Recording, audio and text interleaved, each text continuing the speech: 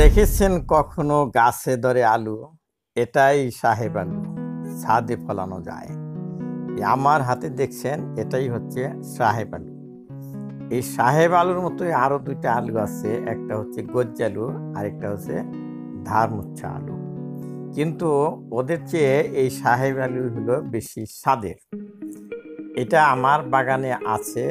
এই যে আমার পিছনে গাছ আছে, এই গাছেই ধরেছে অনেকগুলা, এই গাছে। তা আমি আজকে একটা লং ভিডিও তৈরি করেছি 9 মিনিটের, সেখানে বিস্তারিত দেখাইছি কিভাবে এই সাহেব আলু আপনার ছাদে চাষ করা যায় এবং একটা সুস্বাদু এবং আনকমন আলু। এই যে দেখেন গাছে ধরে আছে আলুগুলি। আজকে সংক্ষেপে আপনাকে বললাম, কিন্তু বিস্তারিত ভিডিও দেখতে আমার লং ভিডিও লিঙ্কে ক্লিক করে দেখুন। ধন্যবাদ।